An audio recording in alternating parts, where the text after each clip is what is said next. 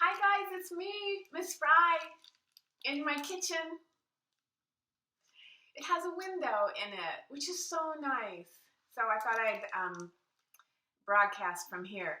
You guys, guess what I found? And actually, I use it all the time, and I've been like staring at it since I moved in on Friday. I'm like, why does that feel familiar? Like, I know I use it all the time as a cheese plate. And then yesterday I was like, oh, it's Mrs. Falala. Can you read that? Is it backwards? It says Falala. It's a Christmas cheese plate. Falala la la la la. You know, you get it? But it's Mrs. Falala. What are the odds, honestly, you guys, that I am reading a book in a coronavirus pandemic quarantine situation, and there's a woman named Mrs. Falala, and I have a falala cheese plate. You guys, it kills me. Okay, anyway, I'm gonna put it right here and look at her. Now I kind of feel like she's here with me. I hope she likes how I'm making her sound. Okay, I mean, I love that kind of stuff. All right. A friend. When Beat and Zepp heard about Mrs. Falala, oh, I'm sorry, but it's just like, I mean, okay, sorry. Okay. A friend. When Beat and Zepp heard about Mrs. Falala's refusal to move Zora to Birchmere Farm, Zepp offered to bring one of his own heifers to Mrs. Falala. To keep Zora company, Zepp said, to be an example for Zora. Beat chimed in, oh yes, you should send Yolanda, definitely Yolanda. Yolanda was smaller than Zora, quiet and sweet. She didn't bump us or slobber on us or whack her tail at us. We were excited to tell Mrs. Falala about this offer, so excited that we didn't wait until the next morning. We found Mrs. Falala walking up her drive, trailed by China, the golden fat cat. We told her the news that Zepp had offered to bring Yolanda over to keep Zora company. Excuse me. Luke was clapping his hands to try to contain his excitement. I can see him doing that. I do that. Yay! Okay, sorry. But Mrs. Falala was not excited. She carried on walking. I am telling you that Zora already has company. And besides, who would take care of that extra animal? You think I want that extra work? And who would pay for that? The grain. Luke and I stopped. We turned our bikes around. And then we heard a loud moo. And then more moo, moo. Luke said, Zora is calling us, Rena. We can't just leave without saying hello. We left our bags and walked up to the barn where we found Zora nudging her huge nose against a rail. Moo, moo. It was a friendly sound that day, and when we reached her, she leaned her head against my arm. Aw. Luke patted her side. There, he whispered. Don't be lonely, Zora. We are here. Aw. Mrs. Falala came up behind us. Okay, she said. The friend cow can come, but only for a visit, only a week or two, and you have to take care of it. Are you hearing me? Yes, we are hearing you. We stayed longer and cleaned out the bay and refilled the grain bin and led Zora around the pasture and hosed her off and combed her hair and told her about the new cow friend, Yolanda, who would come the next day. As we were leaving, Mrs. Falala clicked her tongue and said, Polly will be jealous. The pig? Luke said. Why would Polly be jealous? Because he'll want a friend too, Mrs. Falala said. She turned her back on us and swung that long braid left and right and disappeared into her house. Yolanda arrives. Zepp and Beat and Mr. Birch from the farm brought Yolanda in the truck to Mrs. Falala's. Yolanda was all cleaned up for the occasion. Her fur shiny and smooth, her hooves clean, and her head and neck boasted a new green bridle. Zep led her to the outdoor pen where Zora was standing, munching on a bit of hay. Both Zora and Yolanda lifted their heads but did not make a sound. Zora flicked her tail. Yolanda flicked her tail. We stood by the fence watching, me and Luke and Zep and Beat. I looked back toward the house and saw Mrs. Falala at the kitchen window, but she quickly ducked out of the way. Zora seemed confused. Her head moved slowly, taking in Yolanda. And all of us said, I'm sorry, that's the way they have it. It doesn't it just beg to be said Yolanda? That's the way I'm interpreting it. Her head moved slowly, taking in Yolanda. And all of us at the fence. She backed up. I was so nervous. I feared Zora would kick Yolanda or bellow at her or butt her with her big head. The two of them stood there and stood there and stood there and stood there. Ugh! It was so frustrating, so nerve-wracking, the watching and waiting. A mud ball emerged from around the back of the barn. Polly the pig, snorting and snuffling, covered with mud. He squeezed under the bottom rail of the fence and into the pen, and straight over to Yolanda, snorting and snuffling and sniffing, while Yolanda stood perfectly still. And then China the cat, her back arched, her fur on end, zoomed into view and under the rail, circling Yolanda, while Yolanda stood perfectly still. And then Crockett the parrot flapped and squawked up and over the fence and onto Yolanda's back, while Yolanda stood perfectly still. And at last, and by the way, I'm not saying it Yolanda because they just have it like this now. I'm trying to pay attention to how the author has written it. And at last, Zora moved. She approached Yolanda. She nudged Polly and China away, and she batted her head at Crockett, sending the parrot flying off. Zora sidled up to Yolanda, and the two stood there, side by side, making no sound. They just stood there, and stood there, and stood there. Aww. Okay, training. For an hour each day, Zep joined us at Mrs. Falala's to work with Yolanda and to show me how to train Zora for 2 events at the upcoming fair. One event would judge the cows, and one would judge the people showing the cows. I asked Zep if the judging was done in front of an audience. Zep leaned his forehead close to mine. He said, "Well, you're not going to show Zora in a closet. You afraid of an audience?" "No, I am not. I just have no idea what to expect." "You don't think you can handle it?" "I can handle it, Zep." And even if I couldn't, I wasn't going to admit it to him. "You'll have to work really hard to get Zora ready and to learn what to do." "I can work hard, and I'll help you." My mouth flopped open like a thirsty dog. Zep smiled his slow, full smile and turned his head to one side. I was embarrassed down to the tips of my boots. I wanted to be able to train Zora right and show her well, and I needed his help. We practiced out in the pasture, the heifers tethered to us by their halters. "Heads up," Zep said. "You and Zora. Back straight, follow me, watch." Zora was not cooperative. I tugged, I pulled, 3 steps forward, stop, tug, pull, 5 steps. She was being stubborn and ornery. Meanwhile, Zep and Yolanda moved on smoothly, walking a wide circle with no stopping and no tugging. So showing a cow is very similar to what happens in these, maybe you've seen these dog shows where they show dogs.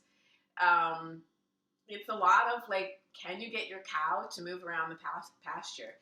In Iowa, we had 4-H, and I've been to a lot of these fairs where you watch other people show these animals, and they walk them around just like dogs. Luke and Mrs. Falala were sitting on the hay bales drawing. From time to time, they glanced at us, and then back to their paper. Zora moved forward and mid-stride dropped a plop of manure. "What if she does that in the show?" "They'll do it," Zep said. "It's natural." "But everybody's walking round and round and stepping in it?" "Nah, there'll be pickers there. They'll scoop it up." "Well then, manure plops and pickers and scoopers. It was natural, right?" The training was harder than I expected. Most days it was hot and dusty, and after coaxing Zora to let me halter her and lead her around, my arms and legs were weak with fatigue. Then I still had to tend to her food and water and clean out her pen, but the surprising thing to me was that I liked doing it. I liked the hard work. I liked seeing Zora respond a little more each day, and I liked feeling stronger. Luke helped me with cleaning out the pen and brushing Zora, and I could tell that he liked it too. He wanted to be in charge of cleaning out the buckets and hanging up the brushes and halters. He talked to Zora and Yolanda all the time, letting them know that they were good cows. Not lumpy at all, he told them. Luke was less afraid of Mrs. Falala now, too. He wasn't flinching when she sat beside him on the hay bales, and she wasn't barking so many orders at us. Often I saw her and Luke talking while they drew, side by side. Little changes, day by day. Rain day. One day, as Luke and I were halfway to Mrs. Falala's, the rain began pouring down in straight torrents from the skies, drenching us, our shirts plastered to our skin, and our hair flattened on our heads. We raced to the barn just as lightning cracked and flashed and thunder boomed and rumbled overhead. We cowered in the stall beside Zora and Yolanda, who were lying side by side in the sawdust. It smelled of cows and rain and piney chips, and their fur was warm and soft as we leaned against them. And I thought I could stay all day right there, cradled by cows. Sad Zep. Zep arrived one morning looking limp, as if someone had let the air out of his body. No trace of a smile, sad, droopy mouth, eyes swollen and red. He went quickly to Yolanda and Zora and rubbed his hands across their heads and sides, and looked into their eyes and touched their wet noses, and turned to us and said that one of the cows at Birchmere had died in the night. He found her lying on her side in her stall, her head against the wall, her legs tucked daintily beneath her. Died? Luke said. Died? How could a cow die? Zep blinked once, twice, 3 times. Well, this one, she caught something respiratory, probably. We're not sure yet. You mean like pneumonia? A cow can get that? Yes, something like that. But Luke and I patted Zora. But Zora's okay, right? And Yolanda, right? Luke stared into Zora's big black eyes. Cows shouldn't die. Zep put his hand on Luke's shoulders. Zep opened his mouth, closed it, opened it again. I think he's thinking that he better say something here. The cows at the farm, Zep said. Some we keep for breeding and some for showing, sure. But you know where the rest go, right?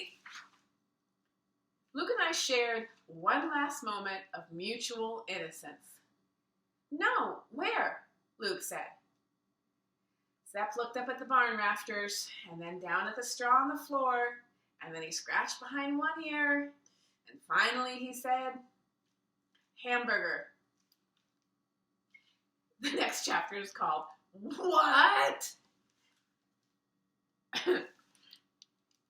How did we not know this? What did we think that whole field cows at the farm was going to do? Keep on happily munching grass in the rolling green field for all the days of their lives?